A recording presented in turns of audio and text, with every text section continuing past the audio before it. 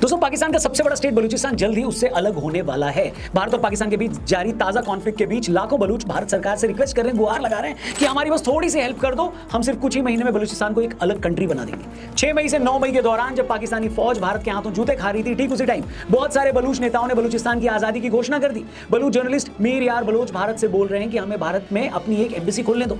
वो यूएन को बोल रहे हैं कि पाकिस्तानी फौज को बोलो कि अपने सारे हथियार और हमारी प्रॉपर्टी छोड़कर आज ही यहां से चली जाए। हैरानी की बात यह है कि जब पूरा पाकिस्तान भारत से हारने के बाद भी झूठी जीत का जश्न मना रहा है, वाह क्या सीन है, बलूचिस्तान के लोग खुलकर भारत को अपना सपोर्ट दे रहे हैं। आप चाहे जितने बिलियन डॉलर खर्च करें, लेकिन वो खूनख्वारी जो आपने बलूचिस्तान के गरीब वालों में की, उसको नहीं चुका सकते। आप ये तस्वीरें देखिए, किस तरह एक आम बलूच भारत के झंडे लेकर खड़ा है। टीवी में भारतीय फौज की पीसी देखकर एक छोटी बच्ची वहां सल्यूट कर रही है। अगर आपने ट्विटर के स्पेस सुने होंगे तो वहां बलूच नौजवान खुलकर भारत को सपोर्ट कर रहे हैं और पंजाबी पाकिस्तानी फौज को गाली दे रहे हैं। ये लोग भारत से बार बार बस यही गुहार लगा रहे हैं कि आप बस हमारी थोड़ी सी हेल्प कर दो, हम इस जिहादी पाकिस्तानी पंजाबी फौज को कुछ दिनों में बलूचिस्तान से भगा देंगे। भारत में आज लाखों लोग इन बलूच भाइयों के साथ खुलकर खड़े। उनका साफ मानना है कि अगर पाकिस्तान कश्मीर में अपने आतंकी भेजकर कश्मीर की शांति खराब कर सकता है तो भारत को तो कम से कम बलूचों की आजादी के सपोर्ट में तो आना ही चाहिए। वेल, मैं आपको अगर एक साल में बीएलए के कुछ हमलों के बारे में बताऊं तो आपकी रूह कांप जाएगी। 6 मई को जिस दिन भारत ने पाकिस्तान में घुसकर 9 आतंकी ठिकाने तबाह किए थे, उसी दिन बीएलए के लड़ाकों ने बलूचिस्तान के कच्ची डिस्ट्रिक्ट में आईईडी विस्फोट करके पाकिस्तानी फौज के 7 बंदों को जहन्नुम में ट्रांसपोर्ट कर दिया। इसके ठीक 2 दिन बाद इसी कच्ची में एक और आईईडी विस्फोट में पाक फौज के 14 फौजी मारे गए। इससे पहले मार्च के महीने में बीएलए के लोगों ने पंजाब से आ रही एक पूरी की पूरी गाड़ी जाफर एक्सप्रेस को ही हाईजैक कर लिया था। उस वक्त 200 से ज्यादा लोगों को बंधक बनाया गया था। तब इन लोगों की मांग थी कि पाक फौज ने जिन मासूम बलूचों को अपने कब्जे में ले रखा है वो उन्हें फौरन छोड़ दे। उसके बाद पाक फौज वहां ऑपरेशन भी करती है। कहते हैं तब बीएलए ने पाक फौज का ऐसा बाजा बजाया था कि लाशें रखने के लिए ताबूत कम पड़ गए थे। उस ऑपरेशन में मारे गए पाक फौजियों की असली संख्या तो पाक आर्मी ने आज तक नहीं बताई है। इसी तरह 1 फरवरी को कलात जिले में बीएलए के हमले में 18 फौजी मारे गए। 19 फरवरी को बरखान जिले में पंजाब से आने वाले यात्रियों को बस से उतारकर गोली मारी गई। उससे पहले 5 जनवरी को तुर्पत में विस्फोट से लदी गाड़ी ने एक कोच को टक्कर मारी जिसमें 5 फ्रंटियर कॉर्प्स के परखच्चे उड़ गए। और उससे पहले इस साल की शुरुआत में 9 जनवरी को खुजदार के जरी डिस्ट्रिक्ट में बीएलए ने एक सरकारी स्कूल की बिल्डिंग में आग लगा दी और एक बैंक से 90 मिलियन रुपीस लूट लिए। ये तो मैं आपको सिर्फ इस साल के पिछले 4 महीने की बड़ी घटनाएं बता रहा हूं। छोटे छोटे इंसिडेंट्स तो इतने हो रहे हैं कि पूछो मत। खबर ये है कि सिर्फ पिछले 1 हफ्ते में 50 से ज्यादा ऐसी जगहों पर पाक फौज के खिलाफ हमले के 70 मामले सामने आए हैं। गजब बेइज्जती है। मैं आपसे पूछता हूं, अगर दुनिया की किसी एक स्टेट में एक रेबल ग्रुप इतना डोमिनेंट हो कि वहां की फौज के हाथ ही ना आ रहा हो तो आप क्या कहेंगे? इसका सीधा सा मतलब है कि वहां की जनता ने फैसला कर लिया है कि हम अब इस मुल्क में यानी हम पाकिस्तान के साथ नहीं रहना चाहते। इसका मतलब है कि उस जगह का लोकल मिलिटेंट्स का रेजिस्टेंस इतना जबरदस्त है कि वहां की आर्मी ने भी हाथ खड़े कर दिए। मगर बावजूद इसके पाक फौज और शहबाज शरीफ इतने बेशर्म है कि अब जाफर एक्सप्रेस की हाईजैकिंग वाली घटना हुई थी तो ये लोग बोल रहे थे कि बस 1500 बलूच हैं जिन्होंने हथियार उठा रखे, बाकी वहां कुछ भी नहीं है। और बलूचिस्तान जो है, जो कि पाकिस्तान की डेस्टिनी है, जो कि पाकिस्तान के माथे का झूमर है, तुम 1500 बंदे कहोगे कि हम इसको ले जाएंगे, तुम्हारी अगली 10 नस्लें भी नहीं लेके जा सकती। अब बलूच हमें बोल रहे हैं कि मोदी जी हमारी मदद करो, क्योंकि अगर बलूचिस्तान आजाद हो गया तो पाकिस्तान का वेस्टर्न फ्रंट पूरी तरह हमारे कब्जे में चला आएगा। इसी एरिया में चीन का भारी इन्वेस्टमेंट भी है, यहीं पर ग्वादर पोर्ट भी है। बलूचिस्तान पाकिस्तान का ऐसा एरिया जो नेचुरल रिसोर्सेज से भरा हुआ है। पाक फौज इतनी मक्कार है कि इन लोगों ने पिछले 78 सालों में सिर्फ बलूचों को लूटा है, यहाँ के नेचुरल रिसोर्सेज का इस्तेमाल अपने फायदे में किया है। पाकिस्तान के पंजाब लीडर्स ने बलूचिस्तान के कल्चर को भी खत्म किया है, यहाँ की जबान को भी मान्यता नहीं दी है। मीर यार बलोच ने बाकायदा ट्वीट करके पाकिस्तानी फौज की पोल बोलते हुए लिखा है कि पाकिस्तानी पंजाब में कुछ भी नहीं है, न इन लोगों के पास मिनरल्स हैं, न एनर्जी के सोर्स हैं जो इन्हें आत्मनिर्भर बना सके। ये लोग सिर्फ बलूचिस्तान के तेल, सोना, तांबा, कोयला, जिप्सम, लोहा और नेचुरल गैस को लूटकर अपनी आर्मी और अर्थव्यवस्था को चलाते हैं। पाकिस्तान के पास सी के जरिए ट्रेड करने के लिए भारत, ईरान, अफगानिस्तान और सेंट्रल एशिया तक जाने का कोई डायरेक्ट रास्ता नहीं है, इसलिए ये सीपीईसी कॉरिडोर के जरिए बलूचिस्तान के सी और पोर्ट का यूज करता है। मीर यार बताते हैं कि पाकिस्तानी फौज के 98% सैनिक पंजाबी हैं और उन्हें बलूच भाषा की कोई नॉलेज ही नहीं है। यहां तक कि ये लोग जब बलूचिस्तान में आते हैं तो उन्हें लोकल ट्रांसलेटर्स की हेल्प लेनी पड़ती है। बलूचिस्तान को लेकर पंजाबी पाकिस्तान की इग्नोरेंस ये है कि बीबीसी की एक डॉक्यूमेंट्री में जब पाकिस्तानी यूनिवर्सिटी के बच्चों से बलूचिस्तान के किसी भी एक शहर का नाम पूछा गया तो एक भी नाम नहीं बता सके, लेकिन मीडिया पर यही लोग बलूचिस्तान पर राज करने का दावा करते हैं। बताइए, आप देखिए, बलूचों को किसी भी तरह की इंफॉर्मेशन से भी दूर रखा जाता है। इसका आप इसी बात से अंदाजा लगाइए कि बलूचिस्तान की आबादी 6 करोड़ है। अपने नेचुरल रिसोर्सेज में ये गल्फ कंट्री जितना रिच है, इसका साइज जर्मनी जितना है, बावजूद इसके यहाँ के लोगों के लिए अपनी भाषा के अखबार, न्यूज चैनल और एफएम स्टेशन भी नहीं। वहीं दूसरी तरफ पाकिस्तान के पास 200 से ज्यादा टीवी चैनल, 700 से ज्यादा न्यूज़पेपर्स और 250 से ज्यादा एफएम रेडियो स्टेशन है। इसका मतलब साफ है कि पाक फौज और वहां की पॉलिटिक्स ने जानबूझकर बलूचों को इंफॉर्मेशन का कोई साधन डेवलप ही नहीं करने दिया ताकि उनकी आवाज दुनिया तक न पहुंच जाए।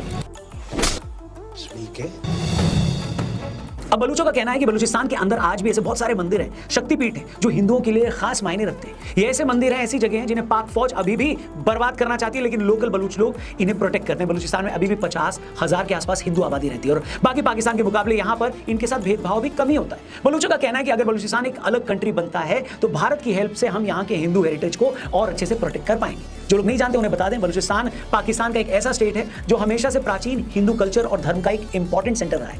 पिछले 1500 वर्षों में इस इलाके में हिंदू धर्म का गहरा असर रहा है। 7वीं शताब्दी तक बलूचिस्तान पर हिंदू सीबी वंश का शासन था। इस वंश की रानी सीबी के नाम पर सीबी शहर का नाम भी पड़ा। सीबी किला, जिसे चाकर किला भी कहा जाता है, इसी वंश द्वारा बनाया गया था और इस जगह हिंदू स्थापत्य कला का एक शानदार एग्जाम्पल है। मुझे डाउट है कि इंडिया में भी कितने लोगों को इसके बारे में पता होगा, बताइए। आप जानते हैं तो जरूर लिखिएगा, वरना इस वीडियो को, इस इंफॉर्मेशन को अपने दोस्तों से भी जरूर शेयर करिएगा। इसके बाद सिंध पर रूल करने वाले ब्राह्मण शासकों ने बलूचिस्तान के कुछ हिस्सों को जीत लिया। इसके बाद इस जगह पर हिंदू धर्म और संस्कृति का जबरदस्त प्रसार हुआ और यहाँ पर कई मंदिर और तीर्थ स्थल बनाए गए। बलूचिस्तान में सबसे महत्वपूर्ण और पवित्र मंदिर है हिंगलाज माता का मंदिर। यह मंदिर 51 शक्तिपीठों में से एक है। ऐसी मान्यता है कि यहाँ पर देवी सती का सिर गिरा था। यह मंदिर एक प्राकृतिक गुफा में मौजूद है, जहां देवी की कोई मानव निर्मित मूर्ति नहीं है, बल्कि एक नेचुरल पत्थर को सिंदूर से सजाकर पूजा जाता है। हिंगलाज माता मंदिर के अलावा यहाँ पर गणेश देवता मंदिर, माता काली मंदिर, गुरु गोरखनाथ की धूनी, ब्रह्मकुंड, तीरकुंड और चंद्रगुप्त नामक मिट्टी के ज्वालामुखी हैं, जो हिंदुओं के लिए बहुत ही खास माने जाते हैं। इसके अलावा बलूचिस्तान के क्वेटा में सिद्ध पानीनाथ मंदिर और कालात का काली मंदिर भी है, जिसकी बहुत मान्यता है। ये सारा इतिहास मैं यहाँ इसलिए बता रहा हूँ ताकि आप समझ सकें आप कि किसी भी जगह पर सिर्फ धर्म के आधार पर लोग एक दूसरे से नहीं जुड़ते।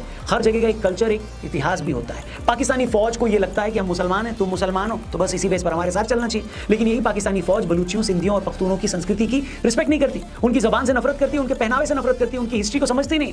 यही रीजन है कि 78 सालों के बाद आज भी ये लोग खुद को पाकिस्तानी नहीं मानते।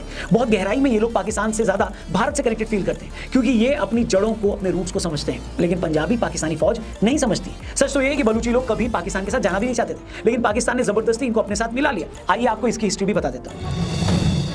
पाकिस्तान ने बलूचिस्तान को अपने साथ जबरदस्ती और पॉलिटिक्स करके मिलाया था। इसकी हिस्ट्री थोड़ी कॉम्प्लिकेटेड है, लेकिन मैं आपको मेन पॉइंट समझा देता हूं। ये तो हम सभी जानते हैं कि बलूचिस्तान भी पहले ब्रिटिश इंडिया का हिस्सा था, लेकिन ये एक सेमी ऑटोनॉमस रियासत थी जिसका नाम था खान ऑफ कलात। 1947 में भारत पाकिस्तान के बंटवारे के बाद बलूचिस्तान एक इंडिपेंडेंट देश बनना चाहता था या भारत के साथ मिलना चाहता था। 11 अगस्त 1947 को खान ऑफ कलात अहमद यार खान ने पाकिस्तान से अलग होकर खुद को एक अलग देश घोषित कर दिया था। पाकिस्तान ने भी शुरू में इसे मान्यता दे दी थी, लेकिन बाद में धोखे से अपने कब्जे में इसे ले लिया। 27 मार्च 1948 पाकिस्तान ने खान ऑफ कलात पर दबाव डालकर उनसे इंस्ट्रूमेंट ऑफ एक्सेशन पर साइन करवा ली। कई बलूच लीडर्स ने इसका विरोध किया जबरदस्ती, लेकिन पाकिस्तान ने इस पर कब्जा बनाए रखा। लेकिन पाकिस्तान माना नहीं। इसी के बाद से बलूच आंदोलन की दोस्तों शुरुआत हो गई। इसके बाद से बलूच विद्रोह की शुरुआत हुई, जो आज तक किसी न किसी फॉर्म में हम सब देख रहे हैं। बलूचिस्तान पाकिस्तान का सबसे बड़ा प्रोविंस यानी प्रांत है एरिया के हिसाब से, लेकिन यहाँ के लोगों की कई डिकेड से कई सीरियस शिकायतें रही हैं। बलूचिस्तान में चल रहा जो ये आजादी का संघर्ष है, ये सिर्फ कोई रीसेंट विद्रोह नहीं है, बल्कि 1948 में जबरन पाकिस्तान में शामिल किए जाने के बाद से लगातार चला आ रहा है और एक जलता हुआ आंदोलन है। वहां के एक्टिविस्ट को गायब किया जाने लगा।